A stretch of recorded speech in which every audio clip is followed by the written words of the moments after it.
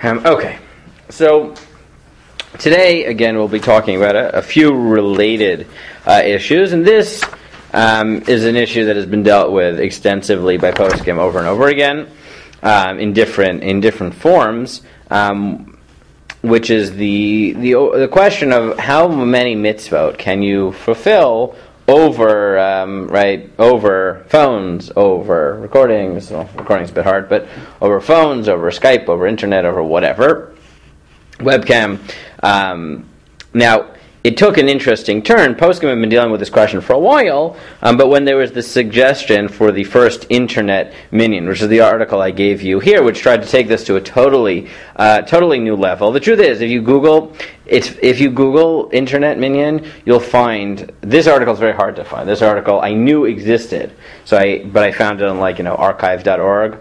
But most of them that you'll find are actually these the first one that came up was an Asherah worshipping community. It's very, very strange, very new agey, neo-pagan stuff going on. This one's not. This is from Bnei Yeshurun, which, if anyone knows, is just a shul in Teaneck. So this was an article a few years ago. Congregation Bnei Yeshurun hosts first ever internet minyan. I won't read the whole thing, but I gave it to you. But a little bit of it, right? Teaneck. Those temporarily or permanently homebound often miss the opportunity to daven in the company of a minyan, and therefore aren't able to fulfill the mitzvah of Tefillah B'tzibur, said Michael Carlin, president of Congregation Bnei Yeshurun. Aaron Lehman, said Carlin, a CBY congregant, had the idea to set up a live camera with sound in a room where a minyan takes place so homebound people could see and hear the davening and potentially answer Amen, thus fulfilling several associated mitzvot. The chesed of this cannot be quantified, said Lehman. With approval from a wide variety of sources including CBY's Rabbi Stephen Przansky, Lehman Carlin found one of the 25 security cameras in the building would be ideal, since it was already in the base medrash. A microphone was set up with it, and after some debugging, the internet minyan went live. To participate in the online minyan, visit whatever both username and password or CBY, and the minyan is visible by clicking on camera. Shacharis minyans take place several times a day, etc., etc. Then you skip down. Lehman's inspiration for the idea came from several sources. The Kotel Camp, the shuls in Teaneck and Woodmere, who live stream all day on Tisha B'Av, like Keter Torah, another inspiration from Daf Yomi, Siyam, etc. And if you skip down a few paragraphs, he says that he thinks that women would get an advantage from this, and long-distance travelers would have an advantage if they're not near a minyan. And Lehman took his idea to 5 or 6 major Jewish organizations in the last few years: Young Israel, Chabad, the Orthodox Union, a number of individual rebbeim in the U.S. and Israel. When no one said it wasn't permitted, he was told there were, quote, halachic issues. He was not deterred. There are halachic issues with everything in Yiddishkeit, he said. That's a true statement. If anyone ever said anything, fine. Rabbi Moshe Tendler at Yeshiva University encouraged him to bring the issue to Rav Hershel Schachter to iron out the details of what was allowed and what was not. Rav Schachter said it was definitely acceptable in cases when it is impossible to physically get to a minyan. People listening on the internet minyan cannot say Kaddish or on their own, nor lead the davening, but they can answer Kedusha, Kaddish, or Amen, and can listen to the Torah readings. The bottom line is that one would not count for a minyan or say Kaddish when not a physical part of the minyan, but one who is forced to be homebound because of illness or injury can answer Amen to Brachot, hear the Torah read on weekdays, and join with the Tzibur in prayer. It is only for those who cannot daven in public, not for those who can and are lazy. Okay, fine. So this was an idea that was floated a few years ago. I remember people were talking about it because it was, the first time a pretty mainstream Orthodox shul had tried this. And they claimed to have a haskama from Rav Schachter, which Rav Schachter then clarified / denied / we'll get to it exactly what happened there. But it's not quite as simple as, a complicated halachic issue being summarized in, I forget what this was, the New Jersey Link or something like that, is going to be oversimplified. But it's an interesting question, and that's what I want to deal with, right? What mitzvot, to what extent can you be part of a minyan, answer Amen, Kedusha, be motzi people? And this comes up all the time. It comes up with microphones, right? Before we can get to phones, the big machlokas, whether you can use microphones for mitzvot, right? At Sheva Brachot, at minyanim, right? At big events. It comes up when people who don't want women who don't want to say Havdalah based on the position of the Ramah. So often their husbands will call them to make Havdalah for them on the phone. Are you allowed to do that? Does that work? So that's the issues we're going to take up. So It all starts really with a Gemara in number 2. Before we get to Minyan, we have to really start from the basics. The Gemara says as follows: Mishnah, Hatokeh l'toch habor, o l'toch hadod, o l'toch hapitas, im kol shofar shama yatzav, im kol avara shama lo yatzav. If someone blows the shofar into a pit, or other various places, and you hear the shofar emanating from the pit. So what's the halacha? Does that count as the voice of the shofar or not? So the Mishnah says, if you hear, what you hear is the shofar sound itself, then yes. But if you hear the echo, the reverberation, so then you do not fulfill your obligation. And the Gemara then continues, Amar Rav Huna lo shanu el osana omdim al svas habor. This is for people outside the pit. The people inside the pit fulfill their obligation. Tani nami hachi. Hatokeh l'toch habor l'toch hadud yatsa. And the Brisa says that if one blows into this pit, you fulfill your mitzvah. Vatnan lo yatsa, but doesn't the Mishnah say you don't? Elulav shmamina k'Ravuna. So doesn't it teach you there's a distinction of whether you're in the pit or not? Shmamina. Some people had asked this as a question rather than as a support, and they said, the Mishnah says that you do not fulfill your obligation if you blow the shofar into a pit. The Brisa says you do. So it depends whether you're in the pit or outside the pit. What emerges from this Gemara at first glance is that there's a distinction between hearing the voice, the sound itself, which is necessary by shofar, and hearing an echo, hearing a construal of that voice, which sounds like it, but isn't. Right? And that doesn't count for shofar. So that's the first piece of evidence that everyone brings, is this notion that at least by shofar, there's something called the voice itself, which is good, and not the voice itself, which is bad. However, there's a Gemara that implies that this isn't so simple. This is shofar. So first the question is going to be, what does it mean? And two, the question is going to be, okay, even if that's true by shofar, to what extent is this halacha applicable outside the context of shofar? Is shofar unique? By shofar, is there a special halacha of hearing the sound of the shofar, which maybe doesn't exist in other mitzvot? So there, the second Gemara that always gets quoted is the Gemara in Sukkah Daf Nun Aleph, where the Gemara says, Tanya, Rabbi Yehuda Omer, Misha lo ra'a. If you didn't see the massive shul in Alexandria, so you never saw the glory of Israel. How big was it? How beautiful was it? So Amru Kamin Basilki Gedola Haisa. What's a basilki? Well, this should be easy, right? It's a basilica, right? Right? It was this huge, just huge structure. Stav lifnim mistav, right? These pillars, right? Layers of building. Bamim shayuba shishim ribo kiflam kiyotze mitzrayim. Now that's obviously an exaggeration, right? Sometimes it had twice the number of people left Mitzrayim, right? 1.2 million people. Unlikely, but okay, fine. But Gemara always exaggerates. But it was a lot of people. Bamim shishim ribo kiyotze mitzrayim kiflam kiyotze mitzrayim. Fine. Vayuba shivim achas. There were these 7 golden structures, barrels, Sanhedrin, but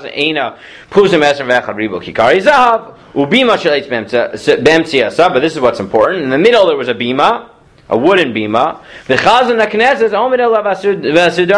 And they did semaphore. Right in the middle, the chazan would stand there with flags. And when he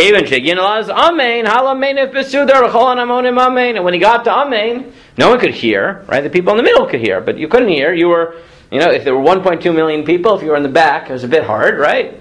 People have loud voices, but there's a limit to how much you can project your voice. So how would you know it's time for Amen? They would raise these flags. So this is a proof or a piece of data that pushes in the other direction, that says that sometimes knowing that Amen is being said is sufficient to answer Amen to Kaddish, to the Bracha, whether or not you actually hear it. So on the one hand, we see that under circumstances like shofar, the voice is necessary. Some projection of that voice is not good. In certain circumstances, the Gemara tells you don't even need a voice at all. Right? That's the other extreme. to answer. Amen, as Rashi says, Lanos Amen, Shliach, Shlofnei Teva, Gomer Berchasa, when he would finish his bracha, right? They couldn't hear his voice, period. So this tells you that so far you have 3 levels. You have hearing the voice of something itself. That obviously you're always going to fill your obligation. Then you have 2 cases under that. Hearing a projection of that voice, an echo of that voice, some construal of that voice which isn't it itself, which isn't good by shofar, but we don't know by other halachot. And then certain circumstances where hearing isn't even necessary, right? And therefore, right, a projection of the voice, a reconstrual of the voice might be sufficient because it can't be worse than semaphore. Okay? That's what we have so far. But we got to fit in the data from that. But that's what we have so far, yeah. Similarly, isn't Baruch Hu also like that? You don't have to hear Baruch Hu. Right, so, right, this is the question would be, which Dvarim Shabbat Kedusha? What, the Gemara says, Amen, that's what we have. But yeah, you're right. Another Gemara that's relevant before we see what poskim do with this, and this is the last one in this initial round, is a Gemara in Sota. The Gemara says as follows: Gufa Tani Abba Brei Derav Minyan Barchia. Am Shachorei Kohanim Einam Bechlal Bracha. If the Kohanim are doing Birchas Kohanim, they're duchening, and you stand behind them, you don't count. You don't get blessed. But this is Gemara's Pshita. Aricha ba'ape gutze lo mavziki teve lo mavzika mechitza. The first half is less important, but the second half is what's important. So the Gemara says, what happens if you have a mechitza between them, right, between the Kohen and, right, it's in front, but the Kohen is blessing them in front, right? So let's say you have, if you have these like less permanent structures between the Kohen and the people blessing in front, so that's fine. But let's say you have a full wall between the Kohen, right? We said in back you don't get blessed by the Kohanim, but let's say you're in front, but there's a wall between you and the Kohanim. Do you get the bracha? So Tashma, Damar Shuvan Levi says, Afilu mechitza shel barzel, even if between the Kohen and Yisrael there is a metal wall, he's counted in the bracha. Even a metal wall can't keep the Jews from their Father in heaven. So this piece of evidence tells you that under certain circumstances, again, not being in the room, still you can somehow count. Now, again, this is a bit different. It's a question of you're being part of the blessing, right? What exactly that means is a bit of a different halachic category. But under some circumstances, being in another room, even beyond a wall, and we don't say how distant you can be, you're still included in the bracha. Okay. With those 4 pieces of evidence from the Gemara, and now one more halacha from Shulchan Aruch, we'll see how poskim took all these pieces of evidence and started to develop theories, starting in the beginning with microphones and then phones, and then as we go on. The last halacha is as follows. In Shulchan Aruch it says as follows: Hayu asar b'makom echad v'omrim kadosh u'kedusha afilu mi she'einu imayim yachol lanos. Amen. The halacha is that if you have a minyan of people, and they're saying kadosh u'kedusha, so that even someone who's, let's say, in the next room is allowed to answer amen. We'll come back to this idea that there's a difference between the original minyan and someone who's answering to a minyan which already exists. We're going to go back to that. But the second part of it is but some say that there is an exception to this, which is if between the minyan and the person who hears the minyan is an avodah zarah or a place where you wouldn't daven, right? Any dirty place where you wouldn't daven. So then, even though you can hear the minyan, that is like a spiritual barrier, right? Even though we've said that a wall can't stop you from reaching God, but a place where you can't daven might prevent you from joining the minyan on the other side. So with all those halachot in mind, right, how did the poskim take all this information and start to deal with all these different forms of communication technology, starting with the microphone and hearing aids, and then moving to phones and the like as we went on. So the first person to discuss it was the halachos katanos, Yaakov Chagiz, and he writes as follows: Sheila hayoshvin b'me'ara v'karen Megillah. Let's say you're in a cave and you're reading the Megillah. Ve'echad shomea me'rachok habaskol, and someone hears the baskol. Okay, I don't really know why he uses baskol. This is a bit strange, right? Baskol, normally we talk about a divine voice, but what it means is disembodied voice, meaning he doesn't hear the guy hearing. He hears whatever he hears, right? He hears this kilu, this disembodied voice coming from the person reading the Megillah. L'chein b'shofar, and the same is true of shofar. Im yatsa v'lo shama kol avara ela bas kol barur. You only heard this alien, this disembodied secondary voice, but you don't hear the sound itself. So he writes tshuva. Asher dechevan debe'inan shomeh umo shmiya. V'oso baskol shenekar v'nitztayer be'avir uporeach. Ein la'od kesher mashmiya. He said, it might be that since, in order to fulfill one's obligation of shofar, of Megillah, you need a connection between the person who spoke and the person who hears, and this voice is ki'ilu disembodied and flying in the air. He's very metaphorical here, but okay. V'ein la'od kesher mashmiya, and it's no longer connected to the one who made the sound. Lo yatsa remez ledavar mipiv, because you need to hear it from his mouth. L'fi zeh efshar she'edim sheshamu baskol shemegadev she'ein mi'idin ve'ein bezin mekablin baskol, and the same thing might be true by testimony. If you heard someone blaspheming, but you only heard this echo, so then you wouldn't be able to testify. V'yesh kan raya me'arita de loy v'avai b'perikol abasar. And then in parentheses at the end he says, L'fi zeh lo yatsa im shama tkiya shofar o megillah al yidei phonograph v'telephone.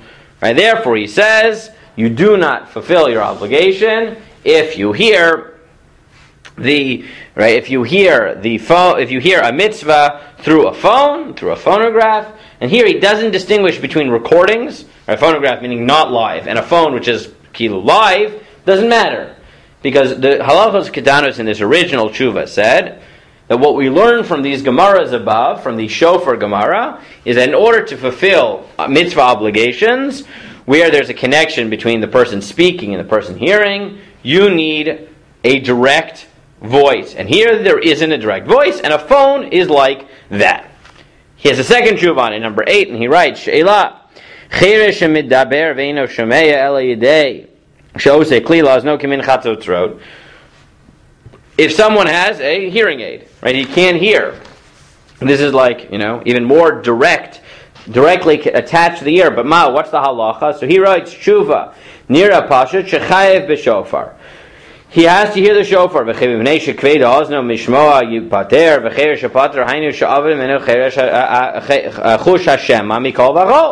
Said he obviously has to hear shofar. You're only deaf if you can't hear it all. So the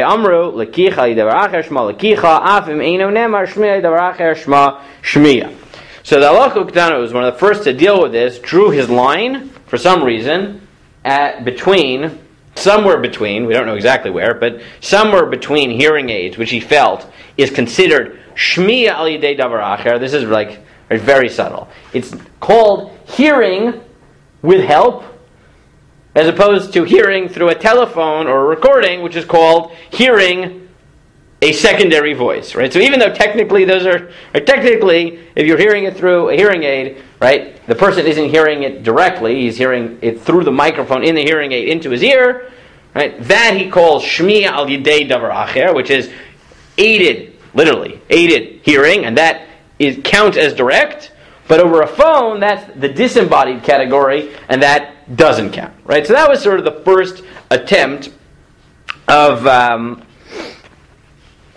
psak to deal with this, was the halacha of ketana. How does he address the Gemara in Sukkah?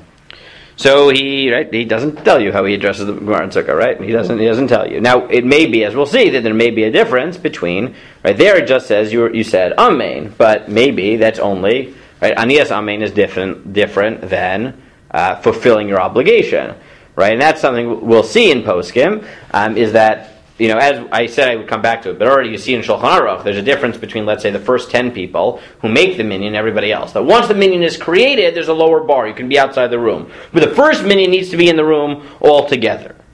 Right. So it could be that, Aniyas Amen is a lower level, because once you have the core minyan in the middle and it's created, you're not being yotze anything, you're responding to something that might require a lower level. Right? So again, he doesn't address every case, but he says even fulfilling your obligation you can through assisted hearing, but fulfilling obligation you can never do through sort of disembodied voices, which he counts both recordings and telephone, even though one's bishaito and one is not, doesn't matter, right? And again, how he's going to deal with Yamon, he doesn't say, right? But that's going to be the question in the middle. But that was the first attempt, right? Was the halachot ketano. Minchas Elazar was also one of the early attempts, the Munkacher, and he writes as follows: Nish'alti lahalacha lamaisa im yesh la'anot amen achar birchat chavero shel shomei al yidei telephone shia mechonesh shomei kol chaver al yada gam berichok harbe pirsaot. Can you answer amen to a bracha made over a telephone, which is that machine that allows you to hear at a distance, right? Again, it's not totally clear that poskim fully understood how phones worked, which is part of the complexity of psak, because early poskim, many of them thought that telephones were essentially, like those, like the old. Long wires. I don't even think anybody does this anymore, because it used to be like the old movies, right? You had the cups with the line, and you would put it in the other, your next door neighbor, and you could talk across it. Nowadays, kids from 7 have cell phones, so there's just no it's just not. I don't even think you would, I don't think any movie would get away with this being a thing. But they thought that phones were that. It sounds like that. Okay, but he says, can you say an amen to that?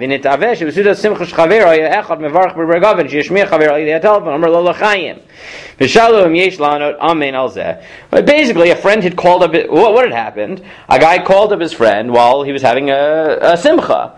And he wanted to make a l'chaim with him, right? He couldn't make it to the simcha, so he wanted to make a... It's very chasidish shaila, right? I wanted to make a l'chaim, so can I make the amen to the hagafen, right? Or shahakol, more likely, right? On the... whatever. But he said bar hagafen. Okay, so bar hagafen.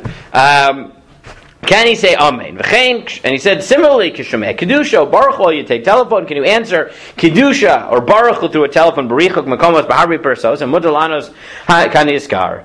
So he said, Vihine b'tur shulchan aruch. So he said, I'll prove it to you. The Tur says, based on the Gemara in Sota, Paskinin k'Rishua ben Levi, da'afilu mechitza shel barzel einam afsekes ben Yisrael shavir shel bashamayim. Even a metal wall can't separate between you and God. B'chol hashomeh kol hashatz afilu yachad v'uvayis achar yana lanos imo. And if the chazan says a bracha and you hear him in the next house, you can answer amen. Beis Yosef, but he notes that the Beis Yosef says B'Shem Mari Abuav B'Shem Yerushalmi Dedafka Maintainuf Mafsik Bahadei Udaleka Avos Kolchavim Mafsik Bahadei. But the Yerushalmi, this is the Yeshomar Shulchan Aruch says, this is only if there isn't a impure, a dirty place in between. Now this is why I tend to think that Minchas Elazar didn't quite understand the technology of telephone yet, right? Because he's imagining that the voice is traveling through the makom tameh, right? So he's saying, on the one hand, you should be able to be yotzei because you're hearing the voice, and who cares how far it is? On the other hand, it's passing through impure places, right? It's not exactly passing through impure places. It's not what it's doing, but okay. Yesh lomar lahachmir kedeya hasheni. He said maybe you should be machmir. So maybe you're be machmir. Kevan shebedeya achas kasav rak bestam dafil mechishol barzel v'chulei. Tikshesh asara magam echad yocholanos gamaves achav lo mayrim yeshuv tinu pena some klal. So you might say that you can't because on the one hand, yes, I think you are hearing the voice, but on the other hand, it's passing through impure places. Therefore,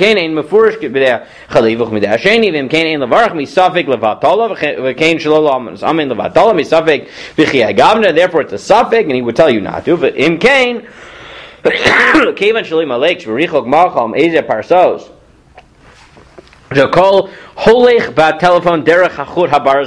this is why I really don't I'm not sure he understands it.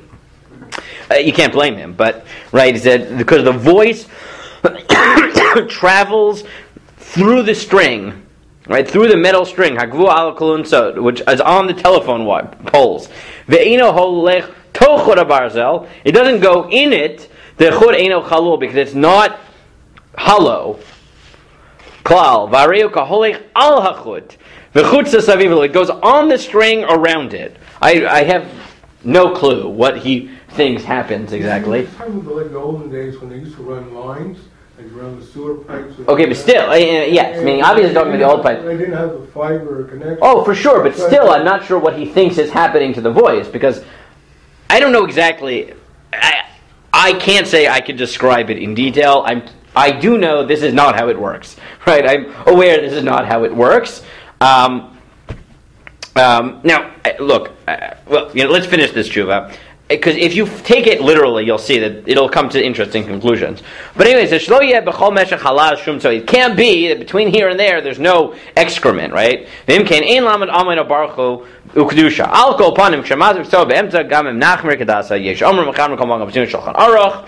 Shaiz at so magam gavoa. But then he backtracks and says no, because Shulchan Aruch says that even if there is a dirty place, if the voice passes again, whatever 10 amot above. Right, or 10 tefachim actually above the dirty place. Underneath, as mutar likros ladaza raj badaf kishanu sheina roos mikol makom. So then you can say the bracha. The imkain, he says benido, not telephone. So therefore the phone kishenachshuv akol derech hachute barzel mayla amudim shuharbei lemala masar gavo ba'avir sham kshiyish tinu flamata became shomed b'bayit umedaber v'chein shomei b'bayit einam roman klalat so b'derech imkain I mean mutar l'kulei alma. And therefore he says hearing it in a phone is hearing the voice. Then he says, but it's passing through impure places. And they say, it doesn't matter, it's passing above the impure places, and therefore it's fine. And therefore he says, Shafil mechitza barzal menafseges perish Rashi sheinu hefsek lifnei hamakom shakol goli ve'adua lefanav ve'in stima lefanav v'dafil b'rchak parsos and shemei kol chaver they tell him baruch yishlomar shiachol lamas amen o kedusha ubaruch. And therefore he said you can answer amen baruch kedusha v'hein V'hine ein lomar digam shomer v'eso some of these guys acholons givom the mama survey psuchem ayidez nishma kolotok beso rakshe yishash but so masing b'chutzim kein nemar shmutter lanos b'eso kemesh gom mama saras zeino kumuva and the hakavai karov man polyglon blah blah blah. Right, he says, don't tell me that if you're next to the shul and there's a dirty place in between your house and the shul, that the sound is flying over it. No, when you're close, the sound goes through it. But when it's a telephone, it goes over it. Right? He clearly has a very sort of physical idea that the voice sort of travels from your mouth up the pole, right, up the thing, around the string, down. Okay, you can't. This is like a perpetual danger of reading the early tshuvot. And therefore he says, for Amen, Baruch Hu, all that stuff, he thinks you can be Yotzei through a telephone. But he says, Amnam Linin Shofar, Shenish'alti im Yotzen Bishmiyasa, Yedei telephone, Zeh Pashut Lefius Daiti Delo Yatsa. But he said, a shofar you can't, because a shofar, as we saw in the Gemara, you need the actual voice, not the echo. And he said, the last line, he says, Bevada is Arif Kemoderech versus a telephone v'zeh pashut. And the telephone is at least mixing in some sort of echo, and therefore it doesn't work. Okay. And he says, Zeh yesh lomer in Kiddush Shabbos v'yom tev the baskim Shulchan Aruch, then Kiddush v'ezo v'shama shchena v'Shulchan Aruch, gam lefnei shchena yotza shchena miskaven shomei mashmim kein im shomei al yidei telephone, gam kein yotzei chaver Kisha Aruch lefanav. B'Shabbos Yom Tov Mela Asur L'Dabra Yidei telephone. He said on Shabbos I could be mostly someone in Kiddush, but I can't because it's Shabbos, so I can't use the phone. Technical problems, but fine. So what you have is so far you have Minchas Elazar. So remember our levels here. Minchas Elazar said phone and the like is considered a non-direct voice. However, what we see from the shofar Gemara is that shofar is unique. Only shofar needs direct voice, and therefore shofar you can't be yotzei through telephone, but brachot, amen, kedusha, you can even be yotzei with indirect voice and mixed voices. And the way he understands a phone is that the voice actually travels through the string, and therefore you're hearing the voice just sort of at an echo, and therefore he thinks that's good for amens and the like. The Halachos Ktanos, on the other hand, says no. Even Kriyas Megillah, at least, is in that higher category, right? Needs actual Shmiya. But what he does allow is hearing aids, which he considers aided hearing, rather than hearing it through Yeah. Rather than hearing it through a telephone. Okay. Right, Tzvi Reisman from Los Angeles suggests that based on the Minchas Elazar, we would have to distinguish between cell phones and landlines, right? Because the Minchas Elazar says that the whole vort is that the voice travels through the strings, up the whatever, but a cell phone is like magic, right? The cell phone flies through the air. I don't know if this is true according to Minchas Elazar. I mean, if that's true, it's because he didn't understand exactly how phones worked. I find that very untenable to say that we would do that. But okay. Either way, it's good for though. Yeah, but his point is that according to Minchas Elazar, it works. It counts as a voice because you're physically connected in some way, because it travels to you, right? But a cell phone might be a total reconstruction because it's not traveling through anything. That's what a phone is also. I don't think he quite understood that, but okay. Fine. Ramosha Feinstein, in a tshuva about microphones in 11, wrote, B'kriyas HaMegillah de microphone. So he was asked by Reb Chaim Dov Ginsburg in Vancouver. I don't know who that is. Anyone know who that is? Who is anyone? The Av Bezdin of Vancouver? I don't know. Okay. Hine b'davar kriyas hamegillah de microphone. Kashelo mar bazal achabur. He said, microphone, I'm not sure what to tell you. Kilon is bar karaoi, ech nishmal, yidei zal, yinei Hashem haroi, l'smoch aleihem.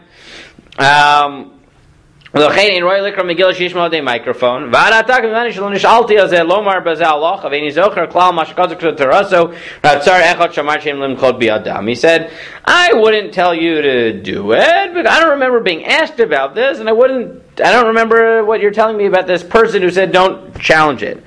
He said, Al mashe pshita leglikvot teraso she'ein yotzin b'shmeli de microphone, mitam shu kmo she'me'eno bar chiyuva. But that which you said, that obviously a microphone doesn't work because it's like hearing it from someone who isn't obligated. Because he said, "Lefi ma shekasav the omrim hamumchim betivo shel microphone shel motzi mamesh hakol shel adam medaber el ahad havara ba'alma." Because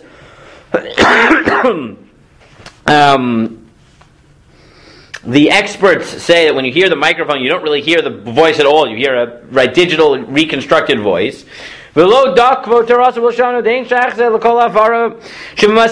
so what? That's not the indirect voice of Chazal. Why?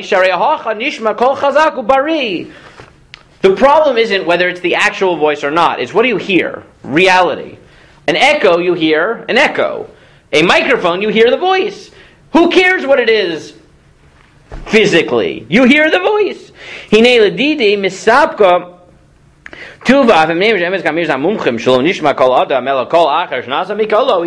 if it's not actually your voice, even if it's true that it's a digitally reconstructed voice, who cares? He said,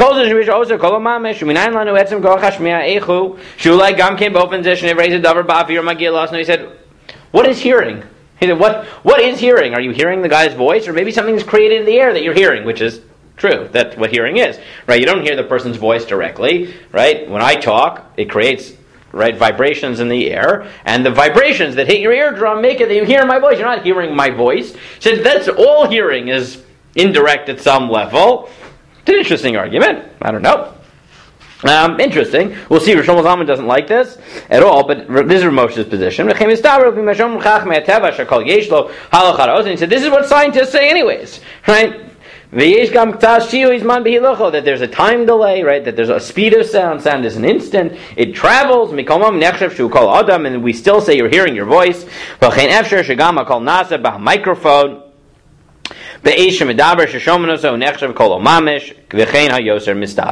So therefore it's good. I don't know what you're telling me. It's not somebody's voice. It is. And therefore, mitzam ze efsher in limchod biyad elu sherotzim likro megillah, the microphone mitzad halacha.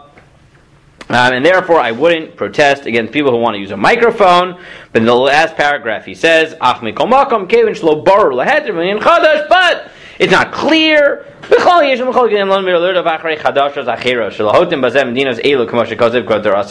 would tell people not to do it because people, all these newfangled gadgets that people are following, it's problematic. But fundamentally, Moshe said, nah, microphones are fine. Well, there's all different types of microphones. Correct. I don't think poskim quite understood that. But Ramosha takes the position that microphones are fine. And the truth is that even though we could easily have distinguished between microphones and, let's say, phones, because you could say there's a difference between when you're present and you're hearing it, or when you're hearing it over a phone, many poskim didn't distinguish. Was the purpose different though? Because the microphone was more to project; it wasn't to digitally remake your correct. So that is. So I assume that's really what the halachos ketanos is getting at, right? The difference between the hearing aid, let's say, where you could combine the hearing aid and microphone on one side, and the other thing is on the other side. Yeah. One second.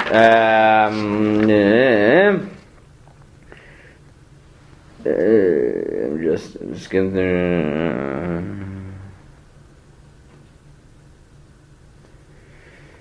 you definitely could distinguish in that sense, right? The function of it, and let's skip to it. I'll skip to it. The person who really makes that distinction is the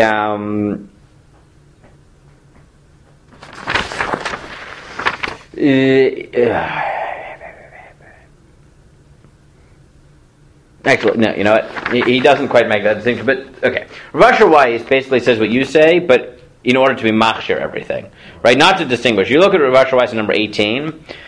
He says, I'm really going out of order here, but he says, "Anir lefin znai b'omek hadvarim al pi yisod gadol mechudesh begeder shomei kaona shekasavti minchas asher b'midbar." The yisod geder zeh eino behilchas agreda shechid shatari. He said, I think you fulfill your obligation not because of some technical halacha. El shemehus inyan hadibor. He said communication is delo hadibor v'ashmiya shneitzadem hema shemad be'echad. Hearing and talking are two sides of the same coin. Ukruchem yardu min hashamayim. They come down from heaven together. Ve'ein kol chafetz lazeb. They can't exist without each other. So you'd speak so people will hear. Because otherwise, what's the difference between thinking and speaking? That's what it means when you say that Hashomeya Keona. And therefore, right, it's not. It's not just for Torah, it's true in life. It's called Divrei Sefer Asher Kara Melch Yehuda Ki Yosheo Karan Velo Shafan Karaan and Mekan L'Shomei Karan B'chol Makom. Harei Di Alfinan Dinzemi Kriya Shel Rosh. The source of it is just when Yosheo read the Torah, or someone read in his behalf. It's not even a mitzvah. Once you say that, so maybe you could say to all these things, microphones, telephones, doesn't matter. Even though physically it's not the person's voice, since it's immediate and it sounds like the guy's voice, which excludes recordings, obviously, and you don't distinguish. So he's saying what you're saying, but he says for everything. He said, yeah, it's true it's not your voice, but halacha doesn't care if it's your voice. It cares whether it's treated as if someone's talking to you. He's talking to you. You could have easily distinguished and said that's the difference between microphones and hearing aids on one side and telephone on the other side, where a microphone and a hearing aid are meant to project the person in front of you, as opposed to a telephone, which is meant to communicate something which is far away. Right? You could make, but Rav Asher it doesn't want to, but you in theory, the poskim who distinguish, right, who say that microphones are okay, but phones are bad, right, that's what they're getting at, that microphones, hearing aids are just, right, magnifications of the person's voice here, rather than, right, a artificial communication of it. He notes, it's still a chiddush,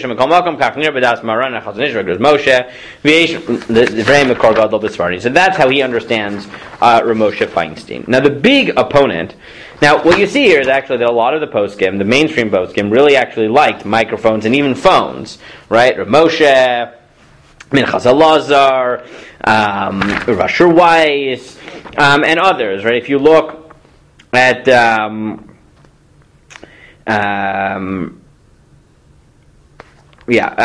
Now, some poskim tried to distinguish between different types of mechanisms. So you look, for example, at 14, the Tzitz Eliezer quotes from Tzvi Pesach Frank, who wrote that Heishav al Kach Hagoner Tzvi Pesach Zal. Because of his Elishono, Gama Shekasav Sham the Mechonat Shmiya in Yotzi the Chavaz of Kriyas HaTorah Megillah. That's what you say that a hearing aid, you can't fulfill your obligation of Kriyas HaTorah. Not everything was created equal. The mission of Gemara Matzino Linantia Shofar the Makala Var Shama Lo Yatza. We call Shofar Ma'akev Im Yesh Kol. By shofar, that's true because you need the voice. Tarovish Shofar Acher Sheino Mimin Shofar, but Kriyas HaTorah Megillah. But by everything else, Harei Shomea Kol HaKorei Ela Shmurav Gam Kol Acher Yesh Lodun Deshaper Yotze Gam Zerbo Kol Acher. You should be able to be Yotze because you don't need to hear the voice itself. Sorry, he makes that distinction, right, between shofar and everything else. The Chenyel Charzach Ion Harei Shigam Das Torah Shal Goner HaHorah Goner Tzvi Pesach Zal Heitzen Note to the Shaper Yishmakol Lomar to Yotzen Al Yidei Kach Miyaz Yidei Chavaz Kriyas HaTorah Megillah of Im Ki Reish Dvar Ein Atom Lechoretz HaMetziut. And even though he made it understand the reality, Ki Kamur Ki Shomrim HaMumchim Lo Sodavar Einenu Klal Korno HaOrgani Shel HaAdam, because as scientists note, it's not actually the guy's voice. Ki Hakol Cholef Ne'epach Lezerem B'shuv Mitchalfim Azramim V'chozer V'nozerach Mechadash Galei Kol. And even though it's not really his voice, it's a recreation, it doesn't matter. Okay. So you see a lot of these poskim who really did support microphones, even phones sometimes. The one who really, really opposed it was Rosh Zalman Auerbach in number 13. And Rosh Zalman said, I understand the Mitzias, and I'm going to tell you it's just not true. He said, Acharei kol tira amur le'el, nir sheshomea kol shofar mikra megillah de telephone a ram call. Right? If you hear, after I've explained to you that a microphone, you aren't hearing the actual voice, you're hearing a reconstruction, a digital reconstruction. Therefore, you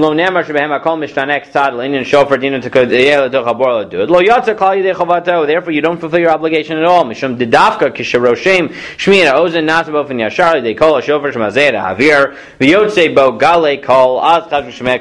hearing is where someone talks and or blows the shofar and it makes the airwaves vibrate, and that hits your eardrum. That's what sound is. That is hearing. Everything else doesn't count. Period. Right? And if you look at this next paragraph, right, he said, "Hatenachem a microphone a ramkol. Hayurak magbirim umirakzim et kol adam she'nishma gam lemerchakim." He said, if a microphone was just like doing this, right? Fine. But he said that's not what it is. It isn't that. Right? That's not what it is. A phone reconstructs your voice. A microphone reconstructs your voice. Last paragraph, kitzura dvarim, summary, right? She'ein lishtamet v'ketzet l'tzorchei tefillah microphone v'ramkol. Period. Don't use a microphone. Don't use a phone. Don't use anything, because it is not the person's voice. Okay. Now, did I put Ramosha's? I don't even know. Answering a main, though. What? Answering a main. So no, he said you can't do it, right?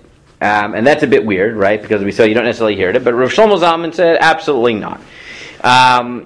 Because you assume you need to hear. Some poskim like Tzitz Eliezer in 15 say technically it's mutter. And he lechatchil b'vad yesh l'kol tazik l'chazar shlo l'ashmiya kriyat megillah derech microphone. So lechatchila you shouldn't do it.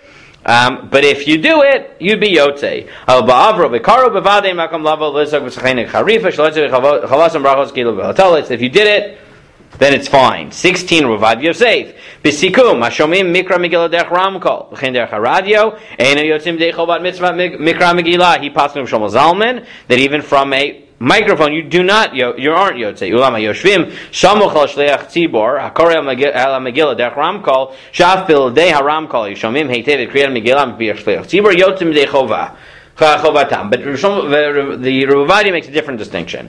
What if you could hear it, but you happen to hear it through the microphone? Like you're sitting next to the chazan, so you could hear it, but now you just hear it better.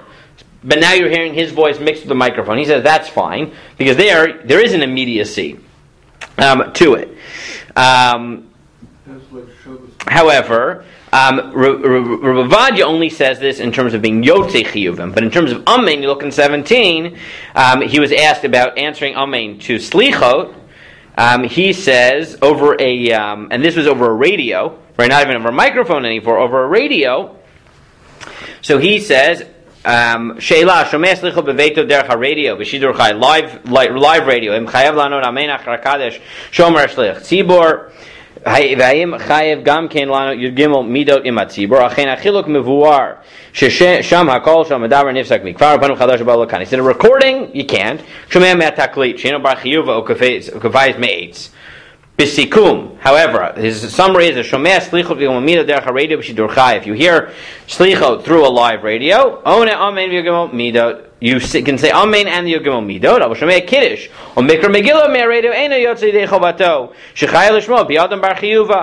But things that you need to be yotze, you need to hear directly. ולא דרך גלי האתר ולשומעים ינעם בעליהם תבוא ברכת טוב. So if we take all this together, right, and summarize what we've seen so far, right? So again, let's set up our hierarchy here. Okay? Clearly the highest bar is things that you need to hear a direct, uninterrupted voice. That's shofar. Basically everybody says shofar, even by a microphone, is not going to work because we have evidence of that already. That even an echo of a shofar you can't be yotze. Under shofar you have the question of being yotze yidei chova. Right? So there, everyone agrees a recording doesn't work. Because a recording, there's no connection between the person trying to help you fulfill your obligation and the person fulfilling his obligation. So everyone agrees when and that's true of amen, right? A recording everyone understands. That's, right, not actually happening. Then you have the question, okay, so what can you use? So the most machmir of the poskim is Rosh Zalman Auerbach. Rosh Zalman Auerbach takes the position that for everything, amen, and for being yotze and everything, you need an actual halachic voice. Since everything from a what's it called? From a microphone on is not the actual voice, Rosh Zalman says you can't do anything. Rosh Zalman is the most machmir of the poskim. Now many poskim still allow again, many poskim will still distinguish by the hearing aid, because the hearing aid may halachically be still a step above the microphone because it's a hearing aid. That's what it is, right? It's meant to aid the person hearing. The way you relate to it is totally different. That's the sort of most machmir position. Then you have, let's say, Rabbi Yosef. Rabbi Yosef says, well, it depends.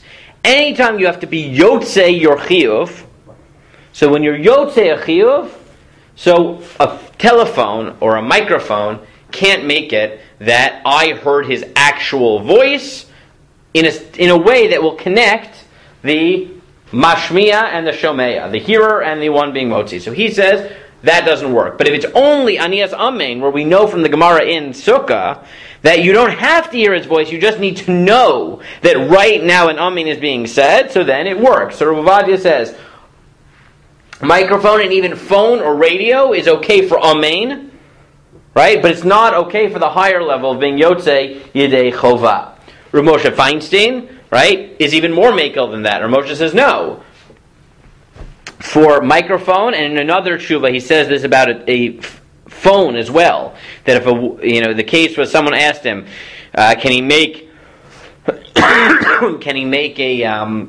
maybe motzi it was his wife or something who was in the hospital for Shabbos in Havdalah on the phone. Rav Moshe said definitely b'shas atrak. He thinks even a phone you could be motzi yidei chova. Rav Moshe is even more makel and is willing to say that yes, not only a microphone which is live and present, but even a phone, as long as it's at the right time, not only can you answer amen, you can even be motzi yidei chova because there's a connection halachically. Rav Asher Weiss as well said, yeah, even to be motzi yidei chova, because there's a direct interaction. Not a right? Rav Asher takes a little bit of a different position. He said, it's true that many of the poskim didn't understand what a phone was, right? But he said that's irrelevant. The question here isn't, are you actually hearing his voice? It's, is there a direct sort of meeting of the minds between the shomeya and the mashmiya? If there is, it doesn't matter whether what you hear is technically the guy's voice or not. And therefore, radio, telephone, everything, he thinks you can even be yotze yidei chova like Rav Moshe Feinstein. And to be fair, the Chazon Ish is well. So that's the most makil. Now, I gave you in 19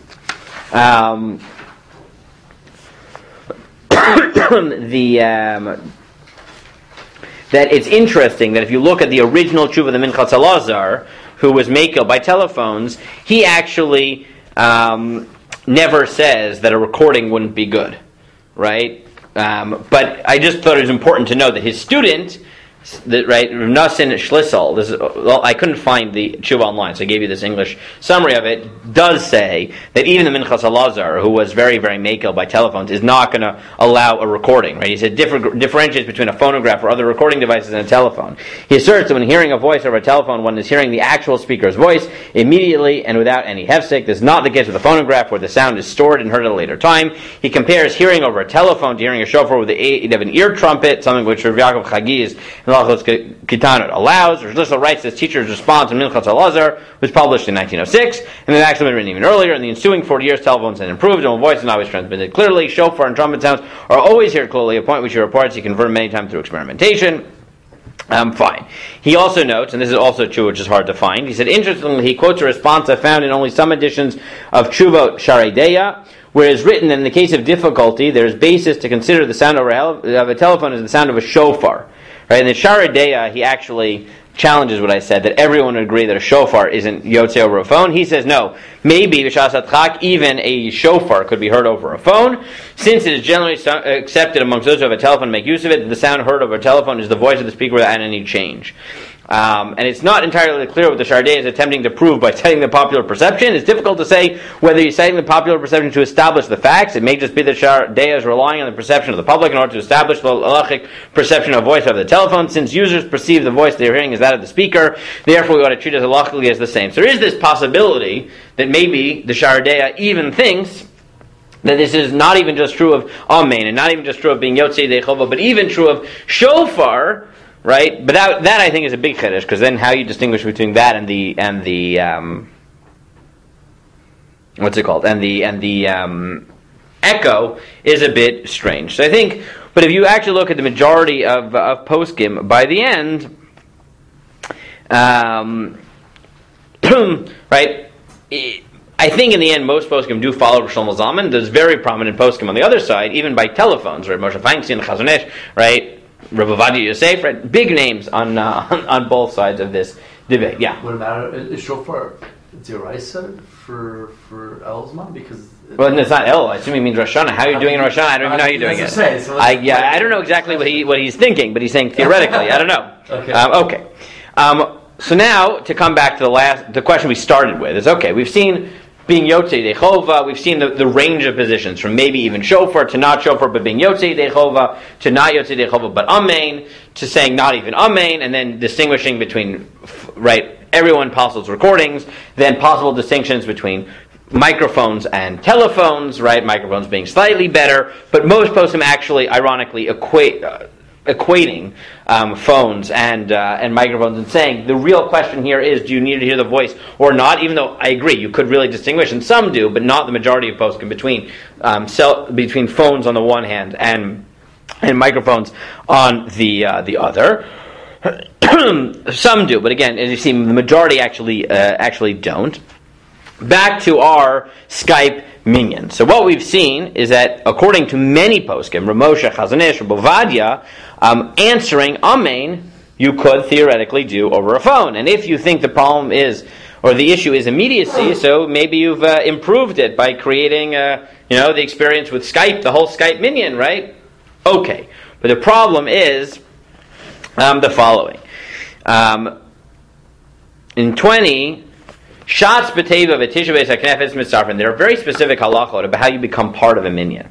So let's say you have the chazan in the shul and the shots is in a box, right? And 9 are in the shul, right? They're mitzaref. Afal b'shu gavoa yud v'rachava dalad v'yesh l'machitz gvos v'neshi b'tela gav v'es hangeset v'yesh v'yesh hakazav dahani milik she'ena machitz magiz l'zikros hagag. That's halacha 1. Halacha 2. Ayasar v'makom echad v'am kadosh v'kedusha afil mi she'ena imam yachal lanos. Amen is what we saw before. Right, that if there's 10 in one place and someone else wants to answer Amen, he can. Now, what the poskim point out is that there's 2 very different questions in halacha. One is whether you can answer Amen to a pre-existing minyan. The other is creating a minyan. And creating a minyan requires not communication, but requires presence. And that's evidenced by the fact that you have these diyunim in Shulchan Aruch. If I'm in this room, you're in that room. If I'm in a box and you're right there, right? Even if I hear you, the point is that in Psak, you have to be in the same makom. So when Rav Shechter was asked to clarify his position, he said it's obviously true that you can't be part of a minyan when you're on the Skype minyan. Yachol liyot, that according to Moshe Feinstein and according to the Chazon Ish and according to Rabbi Yosef, you can answer Amen, but you're not considered part of the minyan, right? Just like someone who's walking behind and happens to hear Amen, he can respond. So you get something, but you don't get that much. The second thing that people suggested is, well, maybe there's this halacha in 21. The Gemara says that there's a value to davening at the same time as the tzibur. And the Gemara says as follows: my time in the why didn't you come to shul to daven? He said, I couldn't, I was sick. Why didn't you get a private minyan in your house? He said it was too much of a hassle. He said, okay, at least tell somebody to come and tell you what time they're davening and daven at the same time. He said, why should I care what time the shul is davening if I'm not in the minyan? So Amar no. Because the pasuk says, it's my tefillah to you and God at a time of goodwill. What is Eitz Ratzon? So Ziring Mitzvot, and when the shul davens in Shulchan Aruch, I don't know why this didn't get separated, but Shulchan Aruch says that the Yishtal Adam Mitzvot Knesset Imat Tzibur B'Monosh and Yochel Avos. I guess you show he's davening in shul, and if you can't come to shul, Yichavin Lispal B'Shar Tzibur Mitzvot. You should try to daven at the same time. So some people suggested, well, maybe the benefit of a Skype minyan isn't per se that you are part of them, and you can't be mitzarif to the minyan, but at the very least, it's a very, very good kiyum of davening at the same time as the minyan.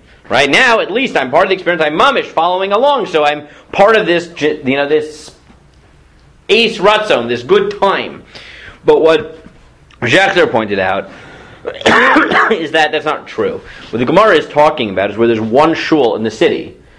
Right? So when there's one shul in the city and you're being mitzaref to that minyan, this is the time when the city is davening. You have 5,000 shuls, right? It's not a big chap to say I'm davening the same time as the minyan in Toronto. Of course you are. The boat shul is a minyan now, I assure you. Right? That big deal, right? It's about joining the community. But when there's a million minyanim, for sure not. And if you're linking up to some Skype minyan in Bnei Yeshurun when you're in Texas, right? In what sense can you tell me? Right? You're in different time zones. In what sense are you? In what meaningful way are you part of their experience? But for your community, so like Shomer Shabbos should have a so if you have one shul and it's your normal minyan and you daven at that time, yacholio, right? Because then you're really attaching yourself to that minyan. But to Skype into some random minyan, so that's not this value. And even to the extent that it is. Tosfos notes that it's still not so great, right? It's still a level down. Okay, and that's what the they note in Eretz Chemda is what you just said, right? In Eretz Chemda they suggest a compromise position, right? That if you usually daven a specific minyan and a certain day you can't make it that day, so then there's value to daven at the same time. I always daven the 7:30 minyan, whatever, in Shomer Shabbos. I can't make it today, I'm sick, I'm at home, but I'm going to daven at the same time, so fine. So in that sense, a Skype minyan is valuable. You may not be Yotzei. According to some poskim, you can say Amen, but it's a good way to really be part of their Eitz Ratzon. But to set up a Skype minyan that any random person traveling can Skype into, right, that's not called being part of a community. So to summarize what we've seen is, in terms of the general questions, the least likely to be able to be Yotzei over any sort of communication is shofar. After that is being Yotzei Yedei, where Shlomo Zalman says no, though many poskim say yes. Under that is going to be a microphone, where at least there's immediacy, but most poskim actually equate the two. Again, poskim either think it's okay because, like Rav Asher Weiss, they don't think you need to hear the real voice, you just need to have a meeting of the minds, or because they actually think it is the real voice, in which case they didn't understand the science. That's that. Answering Amen is easier than being Yotzei Yedei Chova. And that's the position of Rabbi Yosef. You can't be Yotzei Dechovah, but you can answer Amen. That's one level down. And then in terms of being part of a minyan, so there, what seems clear is that you can't make a minyan. Whether you're allowed to answer to the minyan depends on the general question of whether you can be Yotzei over a phone and Skype and the like. And the last question was, okay, even if you're not part of the minyan, assuming we've already established that it's a machlokas whether you can answer Amen or not, does it get you the value of being mitzaref to the minyan in the Eis Ratzon? So there, again, my feeling is that it's probably true that if it's your minyan, so then there's a value to being mechaven to your minyan, and then the Skype minyan is a great idea because then you really are part of them. You're davening mamish along with them, even if you can't be there. But to make some magic Skype minyan that someone who's traveling, you don't get anything out of that. Maybe you can answer a few amens according to some positions, but that's not called being part of a community in a meaningful sense, which I think intuitively we already knew. But that is the basic sources. Next